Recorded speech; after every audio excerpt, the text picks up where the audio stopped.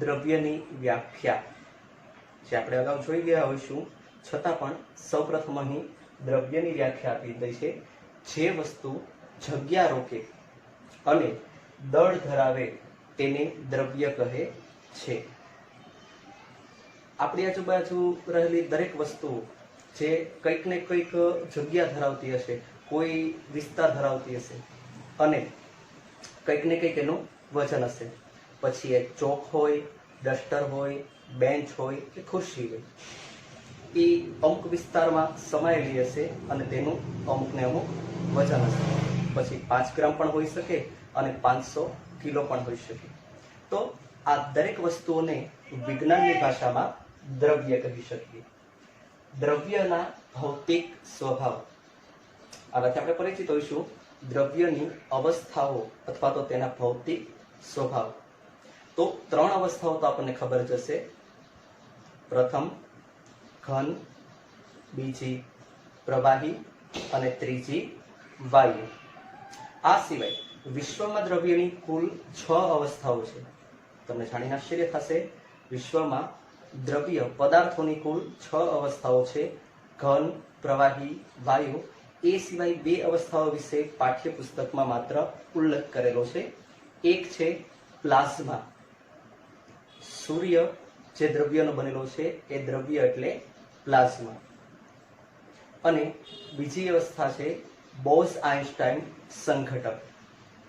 અને 6 અવસ્થાઓ, પણ આપણે 10મા ધોરણ સુધી માત્ર 3 જ અવસ્થાઓનો અભ્યાસ કરવાનો છે. અહીં પાઠ્યપુસ્તકમાં આપેલ અવસ્થા ઘન, પ્રવાહી અને વાયુ. તો દ્રવ્યના ભૌતિક સ્વભાવ, એની પ્રકૃતિ વિશે વાત કરીએ તો દ્રવ્ય કણોનો બનેલો છે, સૂક્ષ્મ કણોનો બનેલો છે. આપણે મીઠાની જ વાત કરીએ તો મીઠું, જેનું સૂત્ર તમને આવડતું હશે, NaCl. Sodium Na, chlorine Cl દ્વારા બનતું સોડિયમ ક્લોરાઇડ. તો એ અતિ સૂક્ષ્મ કણોનો બનેલો છે. ચોકની વાત કરીએ તો આપણે જે ચોક વાપરીએ છીએ એ પણ ચૂના જેવા દ્રવ્ય, સિમેન્ટ જેવા દ્રવ્ય, CaCO3 એનું રાસાયણિક સૂત્ર ચૂનો. તો ચૂના જેવા દ્રવ્યમાંથી આપણે ચોક બનેલા છે, અતિ સૂક્ષ્મ કણોના બનેલા હોય છે. દ્રવ્યના કણો વચ્ચે ખાલી જગ્યા, અવકાશ હોય છે. આ બધા માટે તમે પ્રવૃત્તિઓ જોઈ ગયા છો. દ્રવ્યના કણો જ્યાં ગોઠવાય છે ત્યાં એમની વચ્ચે જગ્યા હોય છે. જેમ કે પાણી ભરેલા સંપૂર્ણ ગ્લાસમાં, એક આખા પાણી ભરેલા ગ્લાસમાં જો આપણે 2 ચમચી ખાંડ નાખી દઈએ તો ખાંડ તેમાં પીગળી જાય છે અને પાણીનું કદ પણ વધતું નથી. તમે જોઈ શકશો, ગ્લાસ આખો ભરેલો છે અને એમાં જો આપણે 2 ચમચી 4 ચમચી ખાંડ નાખી દઈએ તો થોડા સમય બાદ એ ખાંડ તમને પીગળી ગયેલી જોવા મળશે. ખાંડના અણુઓ, દ્રવ્યના અણુઓ, એમને અતિ સૂક્ષ્મ જગ્યા, પાણીના અણુઓ વચ્ચે રહેલી અતિ સૂક્ષ્મ જગ્યા, ખાલી અવકાશ છે, ત્યાં ખાંડના અણુઓ સ્થાન મેળવી લે છે. કહી શકાય દ્રવ્યના કણો વચ્ચે ખાલી જગ્યા હોય છે. એ પછી દ્રવ્યના કણો સતત ગતિશીલ હોય છે. આ ઘટનાને આપણે લોખંડના લાંબા એવા સળિયાને એક છેડેથી ગરમ કરીએ, ગેસ પર રાખીએ અથવા તો સળગતા લાકડા ઉપર રાખીએ અને બીજો દૂર રહેલો છેડો થોડા સમય બાદ ચકાસીએ તો ત્યાં પણ એ સળિયો ગરમ થઈ ગયો જણાય છે. કેમ? તો જ્યાં અગ્નિ હતી, ગેસ હતો અથવા લાકડા હતા, તો ત્યાંથી આ ગરમ અણુઓ, ગરમ દ્રવ્યના અણુઓ લોખંડના સળિયાના બીજા છેડા સુધી પહોંચે છે. દ્રવ્યના કણો સતત ગતિશીલ હોય છે. દ્રવ્યના કણો એકબીજાને આકર્ષે છે. એક જ સમાન દ્રવ્યના કણો એકબીજાને આકર્ષતા હોય છે. દ્રવ્યની અવસ્થાઓ વિશે વાત કરીએ તો ઘન, પ્રવાહી અને વાયુ અવસ્થા. ચાલો પહેલા વહેલા જોઈએ ઘન અવસ્થાના ગુણધર્મો. ઘન અવસ્થા દ્રઢ તથા અદબનીય હોય છે, સખત હોય છે તથા અદબનીય એટલે કે તેને દબાવી શકાતું નથી. આપણે હાથ વડે દબાવવાનો પ્રયત્ન કરીએ તો એ એકદમ અદબનીય એટલે દબાવી શકાય નહીં, અને દ્રઢ એટલે કે સખત હોય છે. ઘન અવસ્થા ચોક્કસ આકાર, સીમા અને કદ ધરાવે છે. એના આકાર વિશે આપણે કહી શકીએ ચોરસ છે, લંબચોરસ છે. સીમા એની બોર્ડર, બાઉન્ડ્રી વિશે કહી શકીએ કે આટલા વિસ્તાર પૂરતો આ બોક્સ પડેલું છે. આકાર, સીમા અને કદ ધરાવે છે. એના કદ વિશે પણ આપણે કહી શકીએ, નાનું મોટું એના કદને માપી શકીએ. આપણે ગણિતમાં ક્ષેત્રફળ ઘનફળમાં આ બાબતે જાણતા હોઈશું. ઘન પદાર્થ પર બાહ્ય બળ લગાવવા છતાં તે પોતાનો મૂળભૂત આકાર જાળવી રાખે છે. ઘન પદાર્થને જો આપણે બળ આપીશું, હાથ વડે દબાવીશું, છતાં પણ તે પોતાનો મૂળભૂત આકાર, ડસ્ટરને આપણે હાથ વડે દબાવીએ અને એનો આકાર બદલીને ગોળ કરવાનો પ્રયત્ન કરીએ તો થઈ શકે નહીં. આપણે કહીશું એનો આકાર લંબચોરસ છે, એ સહેલાઈથી આકાર બદલાવી શકતા નથી. હા, હથોડી દ્વારા પ્રયત્ન કરીશું તો એ ભાંગી જ જશે, ડસ્ટરના ટુકડાઓ થઈ જશે. પણ અહીં આપણે વાત કરીએ છીએ ઘન પદાર્થ પર બાહ્ય બળ લગાવવા છતાં તે પોતાનો આકાર બદલી શકતો નથી. એને સહેલાઈથી તેનો આકાર બદલાશે નહીં. આગળ જોઈએ. આગળ આવે છે પ્રવાહી અવસ્થાના ભૌતિક ગુણધર્મો. પ્રવાહી અવસ્થાને નિશ્ચિત આકાર હોતો નથી, પરંતુ તેને જે પાત્રના ઢાળવામાં આવે તે પાત્રનો બાહ્ય આકાર ધારણ કરે છે. પ્રવાહીને આપણે ધારો કે કોઈ રકાબીમાં દાખલ કરી દઈશું તો તેનો આકાર છીછરો રકાબીના આકારનો થઈ જશે. આ પ્રવાહીને આપણે ચોરસ ડબ્બામાં ઠંડા પીણાના ફ્રૂટીના જે ચોરસ પુઠ્ઠાના બોક્સ આવે છે, જે આપણે કહી શકીએ ચોરસ ડબ્બામાં પ્રવાહીને દાખલ કરી દઈશું તો એનો આકાર ચોરસ થઈ જશે. નળાકાર કોકોકોલાના નળાકાર ટીન અથવા તો થમ્સઅપ પેપ્સીના નળાકાર શીશાઓમાં પ્રવાહીને દાખલ કરી દઈશું તો એનો આકાર નળાકાર થઈ જાય છે. પ્રવાહીને જે પાત્રમાં ઢાળવામાં આવે તે પાત્રના આકાર જેવો આકાર ધારણ કરે છે. પ્રવાહી પદાર્થ નિશ્ચિત કદ અને દળ ધરાવે છે. એને જથ્થો હશે 500 ml, 1 લીટર, 2 લીટર, એનું કદ માપી શકાય અને એને દળ પણ હોય છે. આપણે પ્રવાહી સ્વરૂપના ઘીને લેવા જઈએ તો કિલોગ્રામ પ્રમાણે પણ લઈ શકીએ. ઘી તો ઠીક, બાસુંદી લેવા જઈએ, રબડી લેવા જઈએ તો એ પણ આપણે 500 ગ્રામ, કિલો વજન પ્રમાણે પણ લઈ શકીએ અને પ્રવાહી હોય તો કદ પ્રમાણે પણ લઈ શકાય. પ્રવાહી પદાર્થ વહનશીલતાનો ગુણધર્મ ધરાવે છે. પ્રવાહી પદાર્થ જો કોઈ જગ્યાએ ઢોળાઈ ગયો હોય અને ફર્શ પર ઢોળાઈ ગયો હોય તો આપમેળે વહીને જે વિસ્તારમાં ઢાળ હોય એ વિસ્તારમાં જઈ શકે છે. એટલે કે વહનશીલતાનો ગુણધર્મ ધરાવે છે. છેલ્લે આવે છે વાયુ અવસ્થા. વાયુ અવસ્થાને નિશ્ચિત કદ, આકાર કે સીમા હોતી નથી.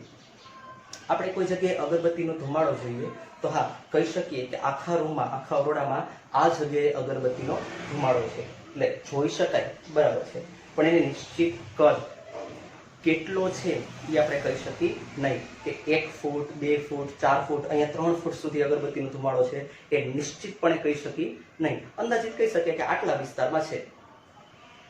આકાર કે સીમા, અગરબત્તીના ધુમાડાનો આકાર પણ આપણે એને કહી શકીએ એ ચોરસ છે, ગોળ છે, નળાકાર છે, કેવો છે નથી કહી શકતા. હા, એમ કહી શકીએ વાદળ જેવો છે. એનો આકાર નિશ્ચિત હોતો નથી કે સીમા હોતા નથી. આપણે એમ ના કહી શકીએ કે અગરબત્તીનો ધુમાડો અહીંયાથી લઈને અહીંયા સુધી છે, એની સીમા, એની બોર્ડર, બાઉન્ડ્રી હોતી નથી. બસ આ જગ્યાએ છે, આ ખૂણામાં થોડોક આટલો છે એમ કહી શકીએ, પણ એને નિશ્ચિત કદ, આકાર કે સીમા હોતા નથી. પણ ચોક્કસ દળ ધરાવે છે. વાયુ અવસ્થામાં પણ ચોક્કસ દળ હોય છે. એનું નાનકડું ઉદાહરણ બતાવું તો આપણે જે રબરના ગુબ્બારાઓ, બલૂન્સ, આ જે રબરના ફુગાઓ છે એમાં અમુક ફુગાઓ તમે જોયા હશે જેની દોરી હાથમાંથી છૂટી જાય તો આપમેળે આસમાનમાં આ ગુબ્બારાઓ, આ ફુગાઓ ચાલ્યા જાય છે. અથવા તો સંક્રાંતિ સમયે પણ, ઉત્તરાયણ સમયે પણ આપણા અમુક ફુગાઓ, અમુક આકારના બલૂન્સ એવા આવે છે જે દોરી આપણે છોડી દઈએ તો આપમેળે આસમાનમાં જઈ શકે એવી એની અંદર હવા ભરેલી હોય છે. હાઇડ્રોજન, નાઇટ્રોજન જેવા વાયુઓ ભરેલા હોય છે. આ વાયુઓ ચોક્કસ દળ ધરાવે છે અને અમુક બલૂન્સ એવા હશે, અમુક ફુગા એવા હશે જે આપણે હાથમાંથી છોડી દઈએ તો હવાના લીધે એ ફુગા, રબરના ફુગા નીચે પડી જાય છે. એ ઉપર આસમાનમાં ઉડી જઈ શકતા નથી. કેમ? તો કે એ હવાનું દળ ભારે હોય છે. ચાલો આગળ વધીએ. વાયુ અવસ્થા દબનીય છે. વાયુને દબાવીને, ઠાંસીને આપણે ડબ્બાઓમાં ભરી શકીએ. હવે એનો ઉપયોગ ક્યાં થાય? તો આપણે જાણીશું એર કન્ડિશનર અથવા તો રેફ્રિજરેટરમાં આ જ બધી વસ્તુનો પ્રયોગ કરવામાં આવે છે.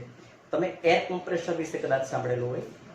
રેફ્રિજરેટરમાં હવાને દબાવીને ભરવામાં આવે છે અથવા તો આધુનિક સમયમાં સ્પ્રેની બોટલોમાં આ વાયુને દબાવીને એમની સાથે પ્રવાહીકૃત કરેલા પરફ્યુમ્સ રાખવામાં આવે છે, એટલે કે તે દબનીય છે. વાયુ અવસ્થામાં દ્રવ્યનું શક્ય બધી જ દિશામાં પ્રસરણ થાય છે. વાયુ અવસ્થામાં રહેલું દ્રવ્ય, પ્રવાહી અવસ્થાની વાત કરી કે તે વહનશીલતાનો ગુણધર્મ ધરાવે છે. અહીંયા પ્રવાહીને ઢોળીશું તો એ કઈ તરફ જશે? પ્રવાહીને આપણે ગ્લાસ દ્વારા નીચે ઢોળીશું તો એ ઢોળાયેલું પ્રવાહી ચારે દિશાઓમાંથી કઈ તરફ જશે? જે તરફ ફર્શનો, જમીનનો ઢાળ હશે. ઓરડાની બહાર, ઓસરીમાં, ઓસરીની બહાર, ફળિયામાં જ્યાં આપણે જમીનનો ઢાળ આપેલો છે ત્યાં પ્રવાહી વહન પામશે. પરંતુ હું તમને કહું કે અહીંયા આપણે અગરબત્તી પેટાવીશું તો અગરબત્તીનો ધુમાડો કઈ દિશામાં જશે? તો આપણને જવાબ ખબર છે, બધી દિશામાં. શક્ય બધી જ દિશામાં તેનું પ્રસરણ થાય છે. જે દિશામાં પવનની ગતિ હશે એ દિશામાં આ વાયુ પ્રસરણ પામી શકે. પદાર્થના પ્રતિ એકમ કદના દળને તેની ઘનતા કહે છે. સ્ટુડન્ટ્સ, આ વ્યાખ્યા આપણે ખાસ યાદ રાખવા જેવી છે. પદાર્થની ઘનતા એટલે શું? એકમ કદમાં સમાયેલું દળ. તમને અતિ સરળ વ્યાખ્યા આપી દો. વ્યાખ્યા: પદાર્થના પ્રતિ એકમ કદના દળને ઘનતા કહે છે. જે પદાર્થની ઘનતા પાણી કરતા વધુ હોય એ પદાર્થ, જે પદાર્થની ઘનતા પાણી કરતા વધુ હોય એ પદાર્થ ડૂબી જશે અને પાણી કરતા ઓછી હોય એ પદાર્થ તરી શકે. હવે કઈ રીતે પછી સમજીશું. પહેલા એકવાર વ્યાખ્યા ફરી પાછી જોઈ લઈએ. એકમ કદ એટલે કે છેદમાં કદમાં રહેલા દળને, અંશમાં દળ, ઘનતા કહે છે. ઘનતા બરાબર દળના છેદમાં કદ. એના એકમની વાત કરીએ તો દળનો એકમ SI એકમ, પ્રમાણિત એકમ શું છે? દળ માપવામાં આવે કિલોગ્રામ અને કદ માપવામાં આવે મીટર ઘન. લંબાઈ, પહોળાઈ, ઊંચાઈ, તો ત્રણેયનો ગુણાકાર મીટર ઘન, એટલે કે કિલોગ્રામ પ્રતિ મીટર ઘન આ ઘનતાનો એકમ છે. ચાલો સમજાવું. ધારો કે 50 ગ્રામ વજનના રકાબી, 50 ગ્રામ વજનની રકાબી એને પાણી ભરેલી ડોલમાં રાખવામાં આવે અને એટલા જ વજનની લખોટી, ઠેરી એને ડોલમાં રાખવામાં આવે, ઉપરથી મૂકવામાં આવે, તો કઈ વસ્તુ તરશે? જો બંનેના દળ સરખા છે, 50 ગ્રામ 50 ગ્રામ, રકાબીને આપણે પાણી ભરેલી ડોલમાં મૂકીશું અને એટલા જ વજનની ઠેરીને મૂકીશું તો તમે કહેશો કે ઠેરી છે એ ડૂબી જશે. કેમ? તો ઠેરીનું કદ ઓછું છે. હવે વ્યસ્ત પ્રમાણનો નિયમ, ઘનતા બરાબર દળના છેદમાં કદ. કદ ઘટે તો ઘનતા વધે. તો ઠેરીની ઘનતા વધી ગઈ. કોના કરતા? પાણી કરતા. આથી તે પાણીમાં ડૂબી જાય છે. પણ એટલા જ વજનની, વજન બંનેમાં સરખું છે, દળ, કદ વધી જાય છે રકાબીનું. ઠેરી કરતા તો રકાબીનું કદ મોટું જ હશે, તો કદ વધે એમ ઘનતા ઘટે. હવે પાણી કરતા ઘનતા ઓછી હોવાથી એ રકાબી ડૂબી જતી નથી. ક્યાં સુધી? જ્યાં સુધી એ રકાબીને આપણે ઉપરથી ધકેલીશું નહીં. એ રકાબીની ઉપર પાણી આવી જશે અને આપણે ઉપરથી ધકેલીશું તો એ ડૂબી જ જવાની છે. પણ એની ઘનતા ઓછી હોવાથી એ આપમેળે ડૂબી જતી નથી.